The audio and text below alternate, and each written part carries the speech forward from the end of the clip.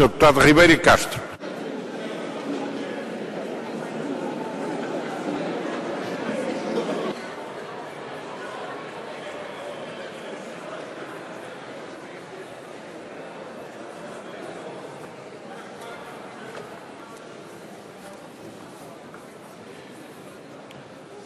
Senhor Presidente, senhoras e senhores deputados, Sr. Primeiro-Ministro e membros do Governo, a questão que hoje discutimos não é uma questão qualquer.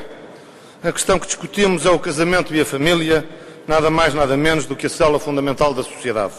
Dê-lo a Declaração Universal dos Direitos do Homem, dê-lo a Constituição. Não é uma questão de governabilidade, nem da responsabilidade direta ou das prioridades do Estado, senão por uma agenda ideológica obsessiva. Foi Mário Soares que o disse há um ano. Os casamentos entre homossexuais são questões de consciência complicadas, mas há certos radicais que querem ir adiante para mostrarem que são de esquerda. E acrescentava, eu estaria mais inclinado, se estivesse na minha mão, agiria com mais prudência para acabar com as desigualdades sociais, dar mais prestígio ao trabalho, aos trabalhadores, aos sindicatos. Fim de citação. Sobre os textos que iniciaram este debate, o CDS tem uma posição conhecida. Somos pela defesa da estabilidade da definição atual de casamento. E não queremos que a via proposta seja ajustada a responder aos problemas que diz responder. Discordamos dos projetos do Bloco e do PEV e criticamos também, especialmente, a proposta do Governo por ter a particularidade de criar justamente aquilo que diz querer acabar: discriminação. A proposta do Governo reconhece no preâmbulo com o Tribunal Constitucional que hoje não há qualquer discriminação na noção e regime do casamento, mas depois regula de maneira a que passaria do futuro, sim, a existir uma discriminação de estatuto entre os casados e outros novos casados. O Ministro da Presidência justificou a técnica dizendo que era a forma de cortar o mal pela raiz, SIC. Mas a quem sabe um mínimo de direito, é evidente que de modo consciente se tratou mais de, usando as palavras do Ministro, plantar o mal pela raiz, de usar um armadilhismo jurídico e criar uma lei que é potente por si própria para criar, por simples dinâmica jurídica, todos os efeitos que declara negar. A convicção verdadeira de que a adoção não cabe só tem uma consequência lógica, é a confirmação da evidência de que o casamento não se aplica. Quanto à responsabilidade de promover o referendo, ela era em boa verdade do Governo e dos partidos que apresentaram projetos.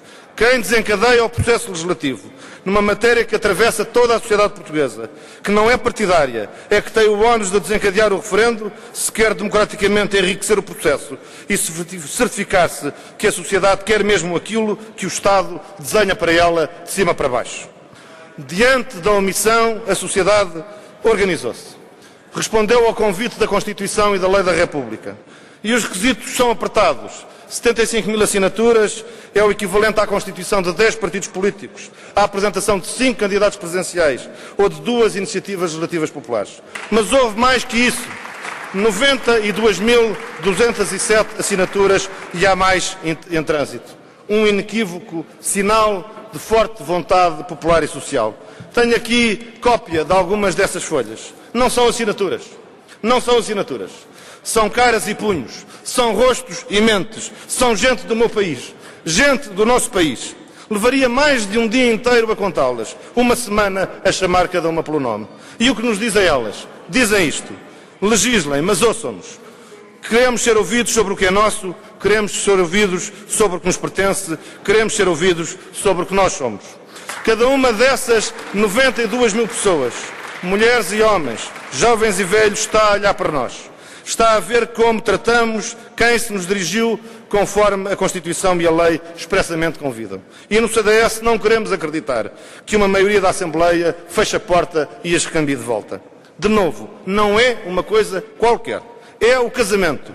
Algo que não é do Estado, mas pertence diretamente aos homens e mulheres do meu país.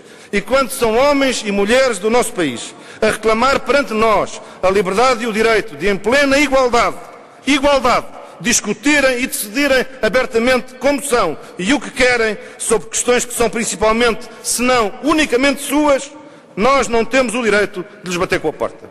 Nós não podemos fazer da Constituição e da lei uma paródia. Não podemos, numa questão tão densamente humana, pessoal, da sociedade, convidar as pessoas e a sociedade a participarem diretamente e depois, afinal, despedi-las. Só podemos fazê-lo se quisermos causar dano à democracia, apocar as instituições, convocar estigmas de ilegitimidade. Gostava de convocar o apoio de uma ideia, infelizmente tantas vezes invocada quantas violentada, a ética republicana. Há mais de um ano foi noticiado, já ouvimos aqui agora confirmado, que no programa do Centenário da República estaria a instituição do casamento homossexual. Isso depois passou.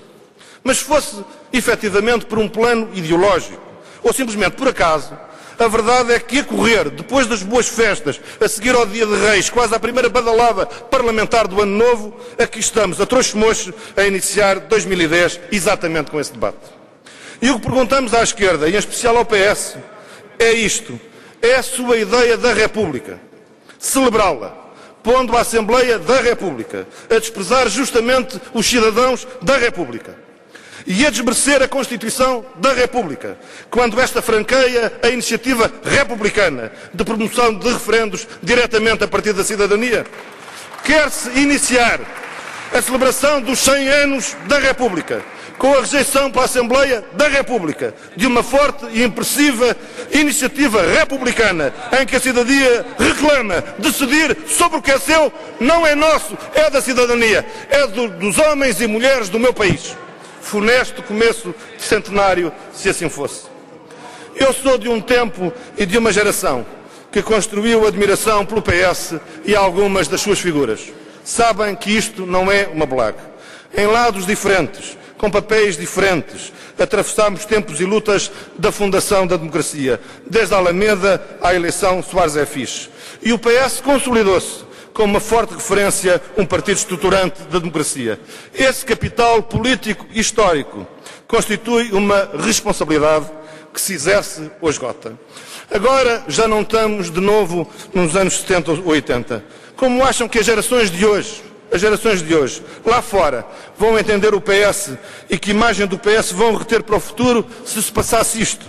Se numa questão que diz diretamente respeito às famílias e às pessoas, e em que as famílias e as pessoas se organizaram para pedirem a discussão e o voto direto, o PS, em vez de abrir os braços à democracia, termino já, Sr. Presidente, em vez de abrir os braços à democracia, o PS fosse o principal responsável por fechar e trancar as portas à participação. E além disso, o PS não só ignorasse o apelo democrático das pessoas, mas entrasse pela casa dentro das famílias sem as ouvir, a mudar-lhes à força imperial da lei, pobremente entendida como se fosse um despacho normativo. A mudar-lhes, dizia, aquilo em redor de que organizam e sempre organizaram as suas vidas. Isso não seria República, isso não seria o mesmo PS. Disse.